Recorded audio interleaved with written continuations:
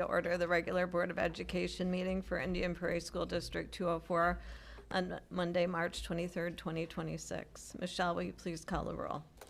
Ms. Donahue. Here. Ms. Grover. Here. Ms. Deming. Present. Mr. Karubas. Here. Ms. Gentz. Here. Ms. Fosdick. Here. And Mr. Rising. Here. We have a quorum. Mr. Rising, will you lead us in the pledge? I pledge allegiance to the flag of the United States of America and to the republic for which it stands, one nation, under God, indivisible, with liberty and justice for all.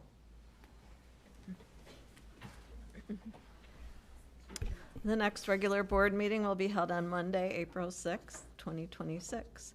We have 3 board salutes tonight. Ms. Fosdick. Kalashaw Elementary earns Illinois PTA Reach for the Stars membership recognition. The board salutes Kalashaw Elementary PTA for earning the Illinois PTA Reach for the Stars membership recognition in January and February. Their commitment to growing membership and engaging families makes a meaningful difference in their school community. Congratulations. Ms. Gentz. Microsoft User Specialist Certification. The board salutes the Metea and Waubonsie Valley Business Departments for their success in achieving Microsoft User Specialist certifications, earned by 47 Metea students and 39 Waubonsie students during the first semester. This significant accomplishment validates student skills, preparing them for success in the workplace and boosting their confidence and career opportunities. Congratulations to the students and business departments on their achievements. Mr. Rising. Metea Valley newspaper named finalist for Pacemaker Award. The board salutes Adam Page and the Metea Valley online newspaper staff of the Stampede for being named as an online pacemaker finalist by the National Scholastic Press Association. They are only one of 40 finalists across the nation and one of just 2 in Illinois. This award shows how hard the students have worked to tell stories of Metea Valley. This is the 6th time Metea Valley journalism students have been pacemaker finalists, 5 times for their online newspaper and once for their print magazine, The Stampede. Congratulations, Adam, the Stampede staff, and Go-Go Mustangs. Let's have an applause for all of these wonderful accomplishments.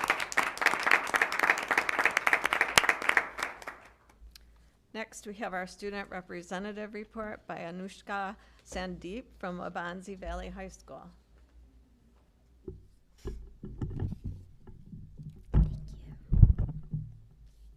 Hello everyone, it's a pleasure to be here again. My name is Anoushka Sandeep and I am here today to represent Waubonsie Valley High School. As a warrior, I am proud to report that our Waubonsie community continues to flourish and provide many outstanding opportunities for our students. Lots has happened over the past month. Our Waubonsie Valley chess team ended up 2nd in state, and our Waubonsie Valley Show Choir finished up their season the first weekend in March with a top finish at Nationals. Come see them perform again at Vocal Pops on April 10th and April 11th. On the Academic Support Day, our aspiring medical professionals and psychology club brought in speakers from the medical field to speak to our students at the Medical Professional Symposium. Our Scholastic Bowl was regional champions, and they'll compete at sectionals coming up soon. This past weekend, Waubonsie Valley sent 96 youth and government students to Springfield, and the Warriors secured 2 top executive positions for the state. This has never been done by any other school. Science Olympiad hosted and then took first at regionals. They will compete at state in April. This week, the next phase of construction begins by adding a new elevator close to the auditorium. This new elevator will allow for the elevator in the atrium to be removed over the summer. Moving on to athletics, our girls basketball program finished 32-4 on the season and became IHSA regional and sectional champions. The girls basketball program over a 4-year period finished with a 119-19 record, 2 DVC conference championships, 4 IHSA regional championships, 3 IHSA sectional championships, and 1 IHSA super sectional and a 4th in state trophy.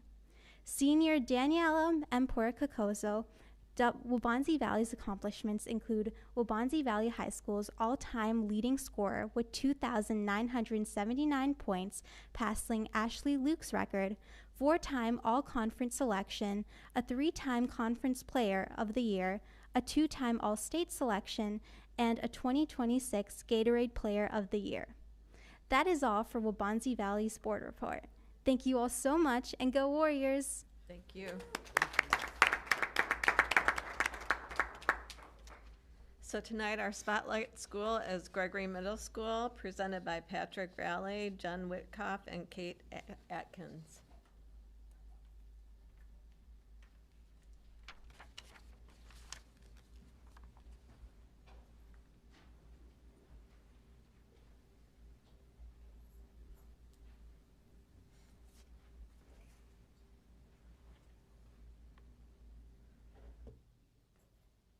Thank you. Thank you for having us here tonight. It's really neat just to hear that presentation. On a personal note, my daughter is doing some basketball tonight, and the young lady that she mentioned is one of her coaches just down the road. So it's kind of cool to see the expanse that 204 has. We're here tonight to talk a little bit about Gregory Middle School and just a small snapshot of all the really, really neat things that are happening. So we're going to take some time. I'm here tonight with Kate Atkins and Jen Wyckoff, our 2 assistant principals. And we're going to talk a little bit about when we operate in our school, we try to do everything through one of 3 lenses.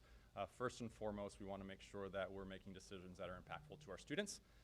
And then we want to make sure that we are looping in and bringing our parents into some of our shared leadership decisions. And then we want to make sure that we're building the capacity and empowering our staff to work alongside of us. So we have a theme this year. For a few years, our theme has been Riding Together.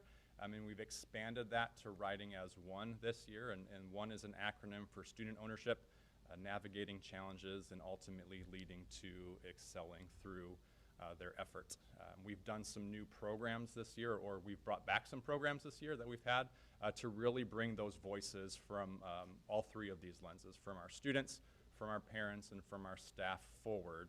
So we have that collective voice as we grow our community, as we grow our network of Gregory stakeholders. We're going to talk a little bit about just, again, a small snapshot of what each of those 3 things are. And we'll start with what we're currently working on. So we do have a student advisory group. We've brought that back from some years past.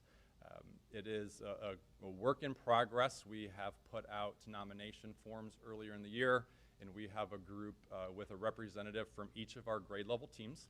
We meet almost monthly, depending on the chaos or the season at school.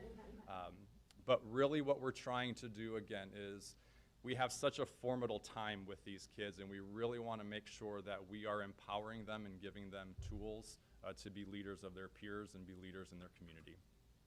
From our parents' perspective, we have a parent advisory group. Started with the thought of sharing some of our SIP goals, and we get caught in a trap sometimes of talking of schoolese and school lingo, and making sure that when we are communicating with our parents, they're well aware of what we're doing. So we really started looking at our SIP goals. That has led into our 5 essential survey and having some time to really break that down. Not only what that survey looks like, but I think everyone wants to know, well, what do you guys do with this information? So we've been able to share some of the things that we have in place based on the feedback that we received from last year. And then it's a small group, purposeful, but really with the intent to get to grow that in the years to come. And then when we look at our staff, again, we want to make sure that our staff are that first point of contact with our kids, and that we're making school engaging for our kids. I'm not naive to think that everyone springs out of bed at the age of 12, 13, and 14 years old to run to school, but I think that we do have a lot of really excited kids because of the really cool things that teachers are doing. And those cool things they're doing, wrapped up inside of there is some really, really great teaching. So want to make sure that we're focusing on building their capacity to being engaging teachers. When we break those things down, really looking at our students, I'm not going to go through each of those bullet points, but really looking at 8 main characteristics of what it means to be a leader. And we want to essentially take a train the trainer model. We want to make sure that these students can embody these characteristics, and then really pushing them, and sometimes it's pushing them out of their comfort zone to go and be those leaders amongst their peers. An example of what this looks like, one of these is communication. We did an experiment where I asked the students they could pick any topic they wanted to, but they had to talk for 2 minutes straight to a partner. And then that partner did a couple of different things. The first time I pulled them aside and I said, I want you to constantly interrupt. I want you to ask questions. I want you to try to get them off task, and I want you just to be talking right back to them.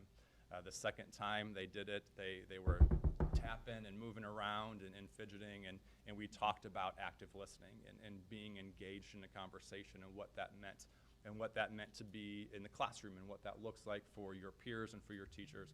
And there's some lessons that go with each of those bullet points. So really empowering them in the hopes that when they can go back into their classrooms, they can say, hey, let's make sure we're keeping our hands still so Ms. Atkins can deliver this lesson.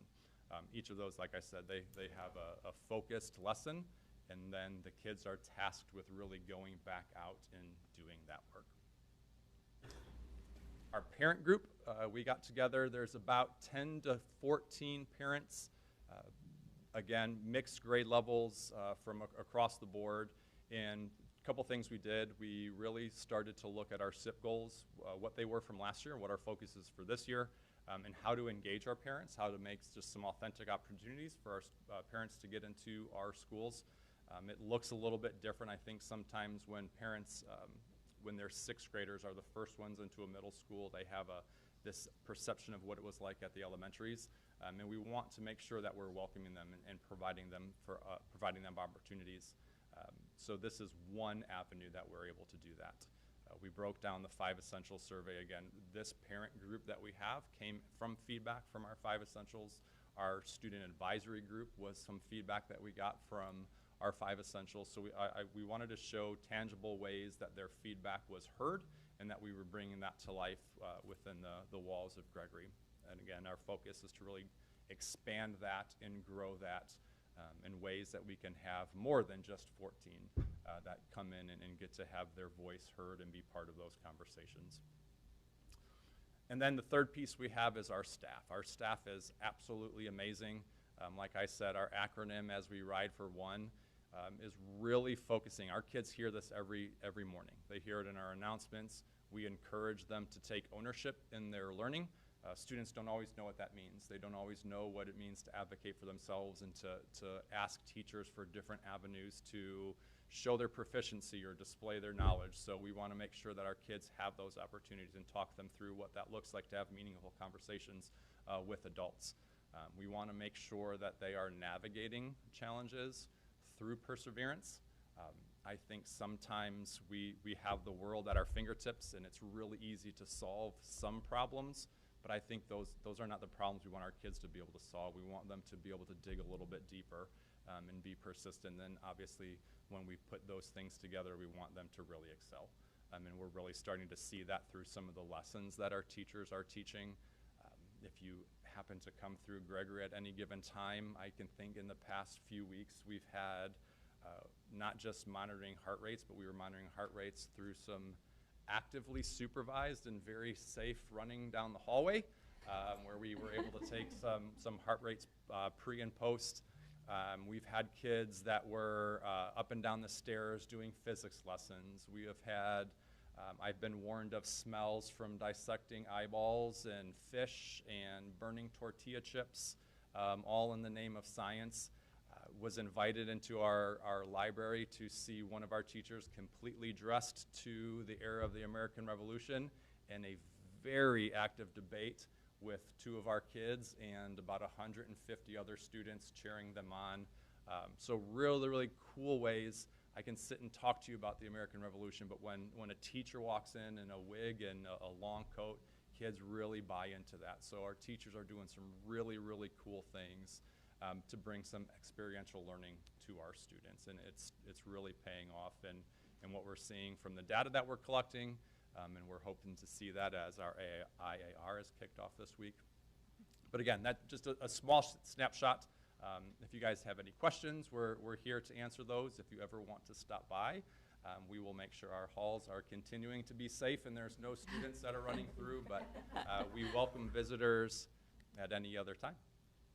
So it sounds like some very exciting things going on. I love, like, multiple times in your talk, you talked about conversation and different levels between students, parents, staff. And I really feel like that is art that is disappearing quickly, especially with our students, because it's not something they have to use as frequently as maybe we did growing up. So I think that that is wonderful, and it sounds very exciting. My kids both went to Gregory, so I wish they were still there to experience this, but maybe some of us will stop by sometime. Absolutely. And, yeah. So Absolutely. thank you very much. Yeah. Thank you, guys.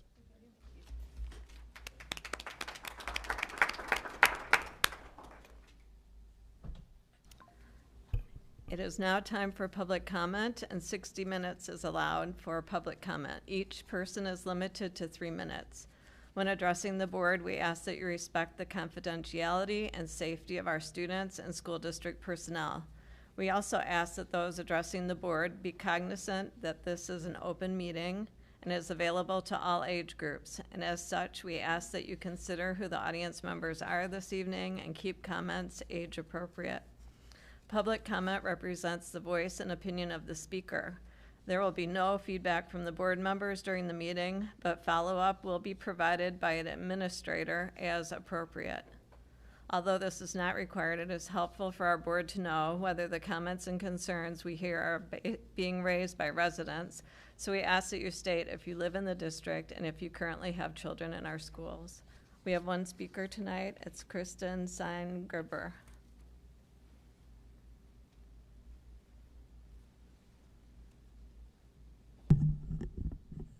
Good evening. My name is Kristen Stein-Graber, and I'm a parent of a 3rd grade son and a 1st grade daughter at Longwood Elementary School. In addition to being a parent, I'm a Girl Scout troop leader and serving girls both at Longwood and Brookdale. I coach a 3rd grade boys basketball team in our community as well. I work with many children, not just my own, and I care deeply about their well-being and their success. I'm here tonight to advocate for all students who deserve a safe, structured, and supportive learning environment. I appreciate the efforts being made and the opportunity for dialogue at recent Coffee with the Principal events. However, I have left those conversations with continued questions. When I raised concerns about behavioral challenges, I was told that more resources is not always the answer. I respect that, but I am asking for transparency. What has not been tried, what is working, and what is not. Because from what I see and what I hear from my children and other families, something is not working. Behavioral disruptions are consistently impacting students who are ready to learn. My children tell me their lunchtime is often shortened due to issues with lining up and they come home hungry. I raised this concern but never received follow-up on what actions were taken and whether the issue was resolved. The lack of communication is concerning. More broadly, the students who are doing the right thing are losing out. Too much attention is spent managing disruptions while students follow the rules, receive less reinforcement. They deserve to feel supported and prioritized as well. As a parent of a child with an IEP and another beginning a 504 plan, I understand the importance of support systems. My children need an environment where they can focus and succeed, and right now that environment feels compromised. I also live next to the school, and the language I hear from the students during recess and after school is unacceptable. I recognize staff efforts, but it's clear more needs to be done. So I ask here, what changes have been implemented over the past 3 years at Longwood, and what measurable results have come from them? Are there additional staff making meaningful impacts on reducing disruptions, and how is that being measured? And how are these outcomes being communicated to families? I encourage the district to consider an anonymous staff survey. Teachers are on the front lines, and they know what's working and what isn't. Honest feedback could reveal clear, actionable solutions. I would like to see additional behavioral programs, including outside speakers or specialists who can reinforce respect, accountability, and positive behavior. I'm not here to point out all the problems. I'm here to partner. I'm a parent, a troop leader, and a coach, and I'm invested in the success of all the children in the community. But we need urgency and we need transparency. We don't need more acknowledgement of the problem. We need action, and we need it now. Because our children only get one elementary school experience and we cannot afford to wait. Thank you for your time. Thank you, Kristen. We now move to our consent agenda and superintendent report. We will begin with the superintendent report. Dr. Talley. Thank you, Ms. Donahue, members of the Board of Education and our Indian Prairie community. I start my comments with good news. One of our own, Dr. Nicole Howard, Assistant Superintendent for High Schools, will receive an award this Wednesday at the American Multi-Ethnic Council, AMEC, Congressional Global Award that will be presented on Wednesday in Washington, D.C. Dr. Howard will receive the Reverend Jesse L. Jackson Senior Award for Excellence. The AMEC was started 15 years ago by Congressman Danny Davis of Illinois. The AMC Awards celebrate diversity and unity, so we're very happy for her receiving that award. Recently, the district conducted a comprehensive serious safety hazard evaluation for specific areas within the attendance boundaries of Gregory Middle and Clough Elementary schools. Utilizing the Illinois Department of Transportation IDOT Serious Safety Hazard Study Framework, we assessed local walking routes, evaluating factors such as vehicular traffic speed and volume, crossing conditions, and student age. Based on the comprehensive assessment, it has been determined that the evaluated areas for both Gregory and Clough meet the required IDOT criteria to be designated as serious safety hazards, and there will be no changes to transportation service for Gregory or Clough for the upcoming school year.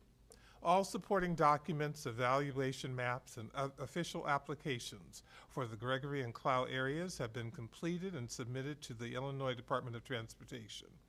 We are currently pending IDOT's final review and approval. Upon approval, the district will officially be authorized to provide state reimbursable transportation services to the eligible students residing within those newly confirmed hazard zones. And additionally, finally, currently the Illinois Assessment of Reading of Readiness, IAR, is being administered to students in grades 3 through 8. It's important that students are in schools while these assessments are being administered. Students take the assessments in math, English language arts, and science. Assessments are happening now and will continue in the month of April. Please check with your child's school if you have any questions. And finally, I wish for all of our students and families and staff a safe and restful spring break. Ms. Donahue, back to you. All right, I now need a motion for the approval of consent agenda items D through J. Make a motion for the approval of consent agenda items D through J as presented. Second. Is there any discussion? Okay, Michelle, will you please call the roll? Mr. Rising, Yes. Ms. Gentz, Yes. Ms. Donahue, Yes. Ms. Grover, Ms. Fosdick, Yes. Mr. Karubas, Yes. and Ms. Deming. The motion passes. I now need a motion and a second to approve the geometry essentials, and honors geometry curriculum revisions as presented. I move that the Board of Education approve the geometry essentials, and honors geometry curriculum revisions as presented. Any discussion? Okay, Michelle, will you please call the roll? Ms. Gentz, Yes. Ms. Grover, Ms. Fosdick, Yes. Ms. Donahue, Yes. Mr. Rising, Yes. Ms. Deming, and Mr. Karubas. Yes. The motion passes.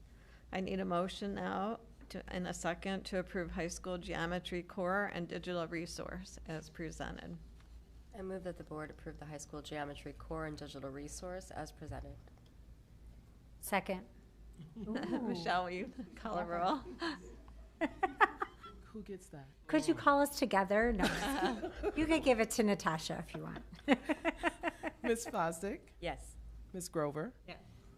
Ms. Gentz, Yes. Mr. Rising, Yes. Ms. Donahue, Yes. Ms. Deming, and Mr. Karubas. Yes. The motion passes. I need a motion and a second to approve the district management group PRISM proposal. I move that the Board of Education approve the District Management Group PRISM proposal as presented. I second. Any discussion? Okay, Michelle, will you please call the roll? Ms. Gentz, Yes. Ms. Fosdick, Yes. Ms. Donahue, Yes. Mr. Carubus, Yes. Mr. Rising, Yes. Ms. Grover, Yes. Ms. Fosdick. I said you. Gets two? Susan? She gets two. Ms. Deming. Yeah. That's who I was missing. I abstain. The motion passes. We will now have a presentation from Mr. Brian Giovannini regarding the middle school course updates.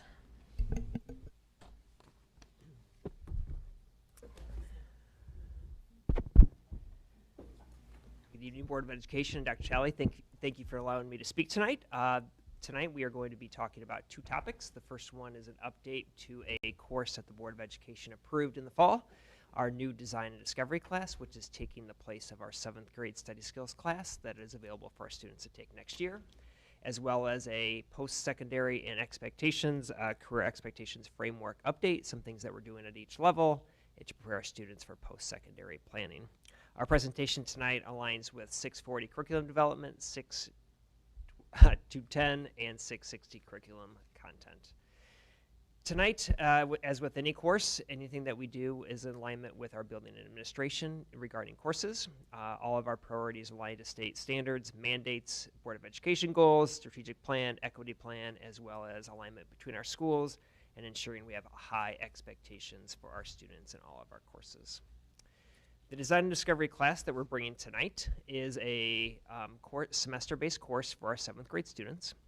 From the fall, we talked about 3 really important concepts that we wanted to make sure were embedded into that course. The first one was entrepreneurship and innovation, career awareness, as well as keeping some of the core concepts from our study skills class, which were social emotional learning, executive functioning, and study skills. This was the course description that we brought to you in the fall. And as you can see from that course description, it embeds those 3 key competencies, as well as has a really strong emphasis on our Porch for Graduate competencies that are a really key component of this class as we move forward. So tonight's conversation is really about the resource that we're going to be bringing to the board for adoption in April. This course is called Mixed Ink EDU. It is a middle school entrepreneurship curriculum designed for middle school students. This resource comes with a number of great resources for our teachers as well as students, and also includes all the training that is required for our teachers. This course is not only available in other school districts across the state of Illinois, but is also a national program as well. Mix Inc. does have elementary school as well as high school programs, but tonight we are looking specifically at the middle school curriculum for our Design and Discovery class in 7th grade. There is an annual cost for this course, which is just around $35,000, which includes all the resources as well as teacher training for teachers to be successful. The course and curriculum really kind of boils down to this framework. The intent of this is, as we look at middle schoolers, we want them to be successful. The idea is really to reduce, reuse, and recycle for innovation with a social impact through their innovation lens and what they're doing. So what students do through this experience, they work in teams, identify a problem of strong interest to them, create a solution and prototype, get feedback on it, iterate, improve upon it, and then ultimately pitch their idea. The other thing that's really strong and important about this class, it provides opportunities for our community to be involved and give feedback to our students. Also gives some great opportunities for our students to pitch ideas, to present, as well as connect with professionals in the industry as they build out ideas that are of strong interest to them. As I mentioned earlier, Mix Inc. does have some really great resources for career awareness, in addition to another resource that I'm going to talk about later tonight in the presentation. But all those are a part of what we're doing. The Mix Inc. can also be used in our 6th grade class for some of the resources that we are embedding into that class as well. And all those social emotional executive functioning competencies and importance that we talked about and being a part of that class, we're building some weekly rituals for our students so that they are top of mind for our students and are being intentionally integrated by our teachers and providing supports for our students to be successful in not only this class, but as well as other classes at the middle school level. So this is kind of an overview of our Mixed Inc. EDU for Design and Discovery in 7th grade. The second part of tonight's presentation is about our PACE framework. This is a 6th through 12th grade statewide experience for our students to really help and guide them in planning for post-secondary and careers after high school. Through this PACE framework, which was from the Post-Secondary and Workforce Readiness Act, also called PWR, which was adopted in 2016 and then later updated in 2022, there's a handful of things that are embedded into it. I talked about the experiences information that outlined in our 612. It also embeds opportunities for our students to earn college and career pathway endorsements for our high school students related to pathways and career clusters of interest for our students after a student completes a handful of things. The first is they have to do an individualized learning plan, and I'll talk about how we do that here in a second. The second, there has to be 2 career exploration activities, as well as 2 team-based challenges, 6 hours of college credit, and 60 hours of a work-based learning experience. The college credit can be AP, dual credit, and articulated credit. The 60 hours can be what we consider traditional internship. It could also be some type of simulated experience in the high school setting, and I'll talk about some of those examples here in a little bit of what that looks like and how we have embedded some of those experiences directly into our courses, especially our capstone courses in CT. This is just a framework the state has provided outlining that entire sequence for our students. After they have met those benchmarks and going through all those, they are able to earn that endorsement through their experience. The platform that we use through 812 is SchoolLinks. SchoolLinks is an amazing partner for us. SchoolLinks has taken the country by storm. Most of our school districts across the country are now using SchoolLinks as their college and career platform. It embeds a number of different resources for our students to not only be build career awareness, but is also an amazing tool for high school planning as well as planning after high school, embedding a number of different resources within the platform that our students can engage with. It's also the place in which our students to submit transcripts, letter of recommendation requests. There's a number of things that they can do directly in the platform, so it is a one-stop shop for all college and career planning within that platform. And one of the ways I'm going to work backwards here at high school is the 4-year plan. So our students in SchoolLinks make a 4-year plan. In 9th grade, what they do is they have all their classes added that they're currently taking. The systems are connected to Synergy. And then they can map out the other 3 years based on courses of interest, what they want to take, career clusters, or any other classes based on that. The system is built with prerequisites and other things so that our students are making informed decisions about what's available to them throughout the rest of their high school career. In high school, we also have our course catalog. So if you've looked at the high school course catalog, it is all built into SchoolLinks for our students to access, in addition to our 21 pathways that we have available for students. Those 21 pathways not only outline the college or the courses within that, they also outline some of the clubs as well as careers that connect to that of interest to them. And then the last one is the endorsements that we now have state approved. We have engineering, education, media, information technology, digital media, and 2 in collaboration with TCD, which is EMT and nursing assistant. I'll walk through a few of them so you get a kind of sense of what that looks like for a student, how they earn it. The first one, engineering. The 6 credit hours is actually articulated credit. So all of our Project Lead the Way classes can fulfill that. So students need to take 2 of those in order to earn that 6.0 hours of college credit. The workplace learning experience of 60 hours is actually embedded into the capstone class. They are mimicking like engineers. They do a lot of research. They interact with professionals, and they build out prototypes. If you've ever had an opportunity to see the capstone showcased at the end of the year, they create amazing things based on what of interest to them, but they are designing from start to finish and doing a lot of research to prepare for that. Our second one is education. These are college page dual credit classes in our Education 1 and Education 2.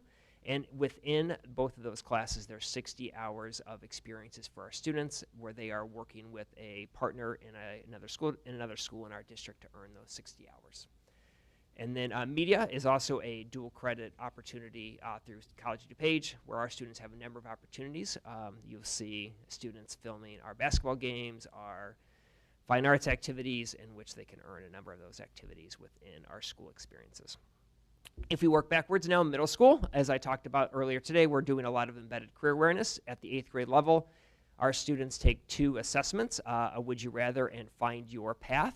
The intent of that is to be completed in their Achieve class, and the purpose of why we do it then in December is as they start to plan for their high school classes, they have reflected, they've kind of identified some potential interests for them, And as they start to make those selections, they can make course selections based on things that they're interested in, potential career paths. In elementary school, one of my favorite things, twice a year, we do a career week. The next one is coming up in May. We partner with this with Junior Achievement. It's a great opportunity for our elementary school students to get excited about a number of different careers. We've had professionals from STEM, culinary, business, engineering, and a number of different activities that are high engaging. They are done virtually. The purpose of virtually is we can interact with a lot of classrooms in one 30-minute activity, so it's a less of a burden on our local professionals, but also gives some great experience for our students. They have a lot of fun. One time we had a yoga instructor, and we had a number of classes doing yoga to learn about the physical dynamics of it all. We had a rocket scientist talking about other things that they do on a daily basis and some of the things that happen, so it's a really great experience for our students to learn about that. So as we look at how we are tracking all this, SchoolLinks continues to be our partner. So on this screen, you're going to see 0%, but everything right now is embedded and built into our SIS system so that we are tracking this in SchoolLinks. We are just onboarding this now. So this will be the first year that we are actually using the system to calculate all this. Before we were doing it by hand, but as we expand for distant endorsements, we have to make sure that we have a way in which we are tracking all this data. So our schools are taking the lead on adding this information. Our CTE teams are taking the lead on trying to get this going in our buildings to make sure that our students are entering every team-based challenge, every career awareness, their internships, and then our courses are aligned based on the classes they take within SIS. If they meet all 4 of those, that percentage will change, and then that student has earned that endorsement, and we provide them a little certificate at the end of the year, congratulating them on their hard work and acknowledging that work. And the other thing, just a final thing that our CTE department is doing to really build out some career awareness for our students, of having a goal of every student who walks through our CTE classes having an opportunity to earn one of 3 things. One being an industry recognized credential. We had that board salute earlier today recognizing Microsoft. We also do Adobe. We're looking at Autodesk, and we also do some culinary ServSafe. A dual credit class. Right now we are working with College of DuPage on 6 additional CTE dual credit classes. Those are in early talks, but continued conversations to provide more students college credit opportunities, as well as that work-based learning participation. Historically, that has always been internship. But as we look at more additional opportunities, we now have the opportunity to embed some of those simulated experiences based on some updates from the state and what they have done in relation to internship credit and related to work-based learning. So thanks for giving me an opportunity to give you an overview on Mixed Ink for Design and Discovery, as well as some PACE framework updates for our K-8 and 9-12 high schools. I'm more than happy to answer any questions. Mr. Rising?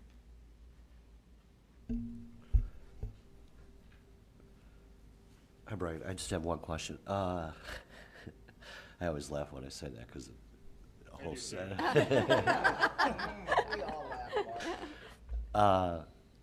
I know this is focused on middle school, but then you also touched on college and career readiness. My question is around SchoolLinks, because I know in the past and at the high school level, for a lot of that, we've used Naviance. Is this being used for a different purpose? Is this replacing? Is this apples to oranges because this is middle school versus high school? If you could just explain that to me, just because I want to understand overlapping of services. Great question. Naviance is a platform that we had for a really long time. SchoolLinks is our replacement for that. SchoolLinks embeds a few other additional opportunities for our students that kind of encompasses the whole college and career readiness platform, and is a really great partner for us to do all these things in addition to that career awareness that Naviance was traditionally used for. So we're replacing Naviance? Yes, Naviance is no longer available for our students. I know Naviance had a really tight connection with many of the universities across the country. Does SchoolLinks have that equal established foundation? Absolutely, yes. SchoolLinks has really great partnerships, not only with colleges, but also in industry as well, to really embed that whole, not only the college part, but the college and career experience. All right, thanks. Ms. Grover? Hi. So I have a question on slide 9, and I'm trying to understand this. I understand, like, the seal of biliteracy, and then you get a seal on your graduation certificate. So this thing, if I'm looking at a career pathway endorsement, how does that help a high school student? Great question. The currency has continued to evolve. The best way I can describe it is all the things that a student is doing along this path are really great experiences and great resume builders. So if you are so it may not get you something specific in each one of these. However, working with a local professional starts to build your connections. Taking AP or dual credit, articulated credit starts to give you a college transcript. Simulated business or internship experience is great for your resume to lead you to the next job and opportunity. And the career exploration activities is really to broaden your horizon on what's out there, what's available to me, and what possibilities do I have after high school. All those in total are really great experiences, we think, for students and good stackable resume credentials. The one that is does have something valuable is the education one. Students are automatically finalists for the Golden Apple Award in the state of Illinois if they earn that, so they automatically become finalists for that. The county is working really hard to make they're finding opportunities for other ways in which we can make this beneficial for students beyond just those things. There's nothing tangible right now, but we are having conversations across the county on how we can provide more rewards for students after they complete those. It's a great question. A common question, we get it from the building as well. And when will this be implemented? This is already up and running. We're rolling. This is live. We've had, last year we had 20 students between media and education, and we expect more as we have added additional endorsements this year to finalize engineering with our Project Leader capstone. We'll have a number of students in addition to those education, media, and then our partnership with TCD as well. So we'll have a handful more students this year in it as well. And do you have to be a freshman to do this, or can you do it at any level? As long as you meet all those criteria, you can finish it sophomore year technically. Okay. If you did all that, but most of the time you're going to finish it as a junior or senior because you're going to need 6 hours of college credit as well as the internship. Most of those things are going to happen your junior or senior year, mostly senior year. Thank you. Yep. Ms. Dumming. First, I am very excited about the opportunity to see additional dual credit opportunities for our students with some of our, specifically most college DuPage, because that has been something that I've been interested in for many, many years. So many students from other places, other districts in our area have had the opportunity for dual credit and college credit. And so having that expansion is really, really beneficial for our district. So thank you for that. Slide 4, I just had a comment. The opportunity to see the social emotional learning, executive functioning, and study skills, this is just so vital for our students to have increased critical thinking skills, and something that will stay with them long after they leave middle school into high school and beyond. So thank you for, I love seeing us beginning to help to implement more and more critical thinking opportunities, and especially some of the teamwork that they'll be doing in this particular area. Yeah, the team was really intentional about that and making sure that we had weekly touch points for all these, so that it was not a one and done, that it was weekly interactions with this, and giving students time to process and really implement these strategies is really important to the entire team and helping students be successful. Let's see. Slide 7. I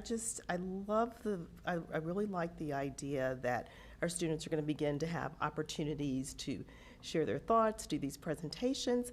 Just wondered, does this initiative and have other schools, are there any things that, like a non-complete clause, there anything, or how do we protect our students if something, there's a fantastic idea that arises here? How do we ensure we protect our students? Great question. Most of the time that would happen at the high school level. Because at the middle school level, it's a little shortened. It's only a semester, and they're really just reusing, recycling something. The idea is probably less likely to become. However, Mixed Ink EDU does have some process in which that looks like.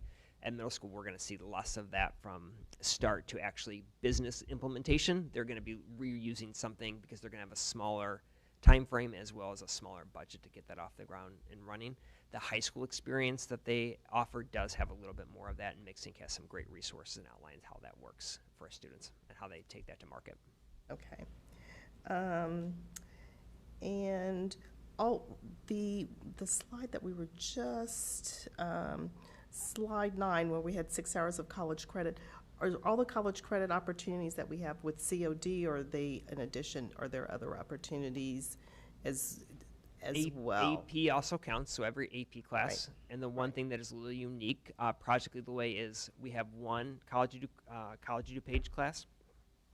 The rest are articulated credit with Rochester University. Okay. Those are all my comments and questions. Thank you. Mr. Karubas. Slide 7. I was also interested in this one, and kind of when you mentioned bringing in career professionals into the classroom remotely.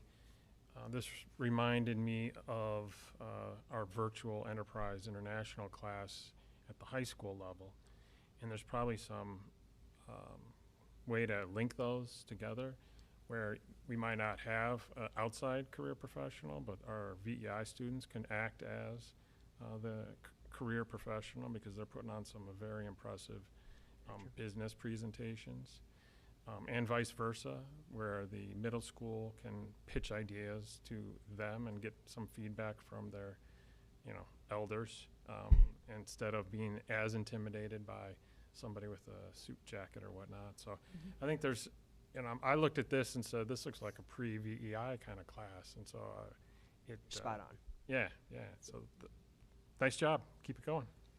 Yeah, and it's a great VEI and Project Lead the Way Capstone are great partners to each other. Have a lot of this embedded into it, but kind of serve two different purposes. But this is a great class to start to onboard, very cross-disciplinary in its approach, and really getting students to be entrepreneurial thinkers. Great points. And I love the middle school to high school. Ms. Fosdick.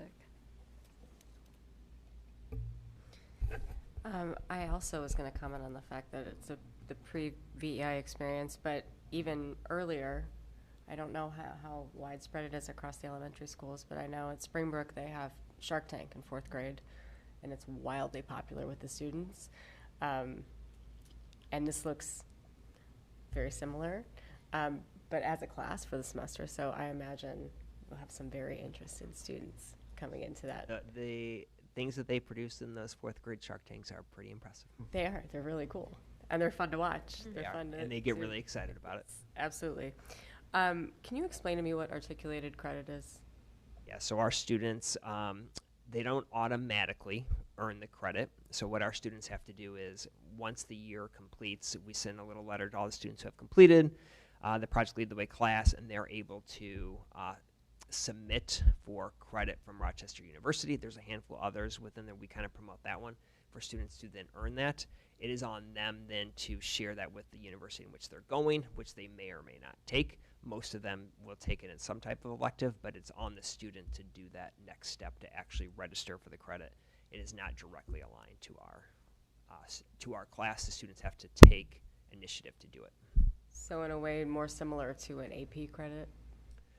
A little bit. So a student completes the class, and then they have to submit their application with Rochester University to actually get credit for it. Okay. So they're like enrolling, they're doing all the things through Rochester University. We are hands off. We're just sharing the information on students who have completed it, but we are not doing anything in comparison to COD.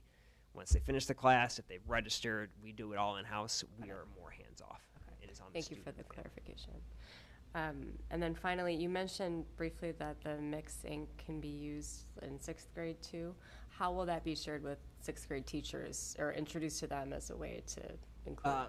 What we're going to be using is the career awareness parts, and that'll be in the 6th grade study skills class. It won't be in most other 6th grade across the board, classes. okay. It's just using some of the resources that we won't be able to use in the 7th grade class to make sure that we're maximizing our investment in using it in a class that we can also benefit from some of these resources. Okay, great. Thank you. Ms. Gentz?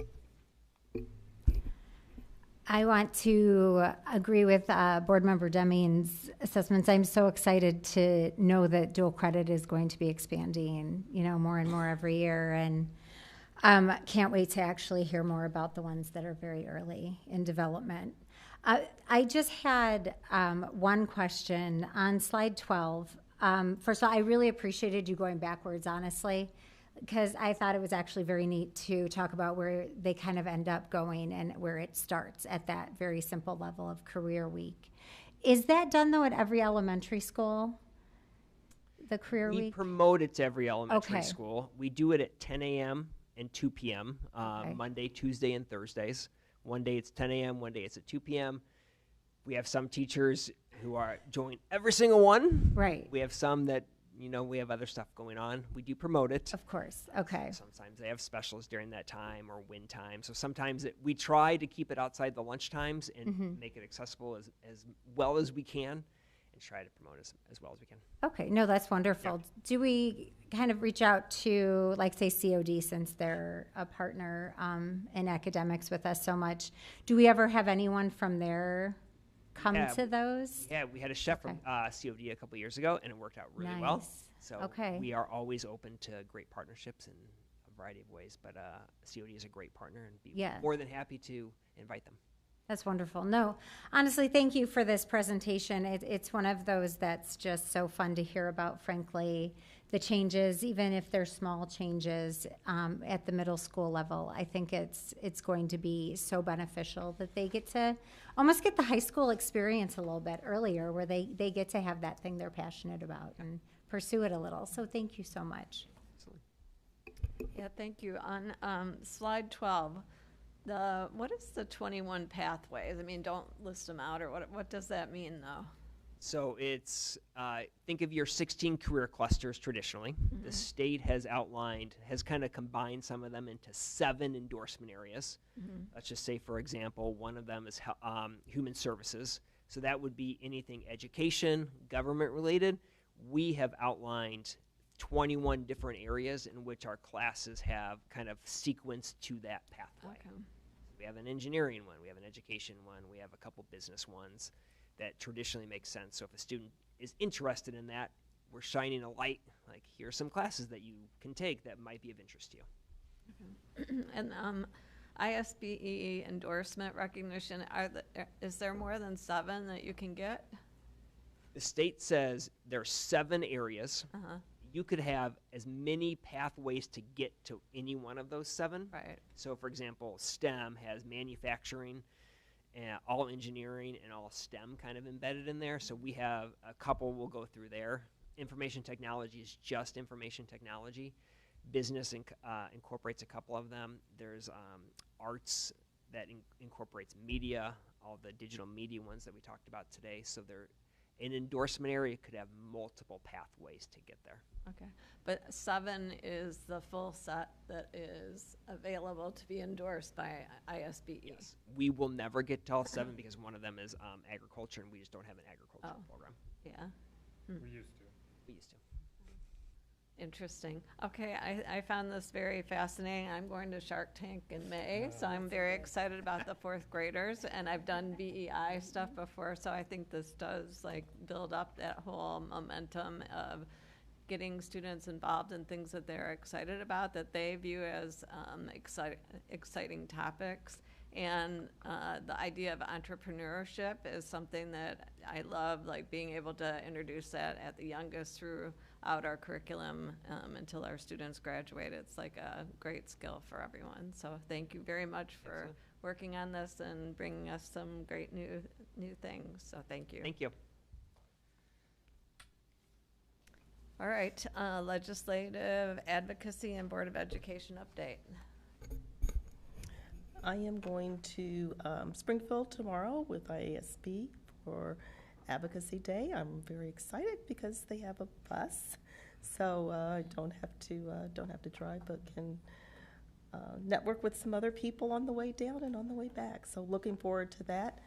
Thank you, Mr. Shipley and Ms. Berry and Dr. Tatley for helping to provide some information that I think will be beneficial as I chat with our legislative and senatorial representatives. So, yeah, I do. To talk about COSBA. Yeah, so Mr. Rising and I went to COSBA, and we were very strategic in what we attended, so we weren't in the same sessions. We attended leading division time, leading divisive times, governance, AI, lots of AI ones. There were cell phones, federal legislation, like the upcoming laws and things like that, as well as the effects of social media. So we will give a summary and write up a summary and send it to you all on what we learned and what we found interesting. Thank you for going. I know that was like a long weekend, and I understand you had travel traumas coming back, so thank you for driving home. So, any other comments or updates? All right, I need a motion to adjourn. Motion to adjourn. All in favor? Any opposed? Okay, thank you.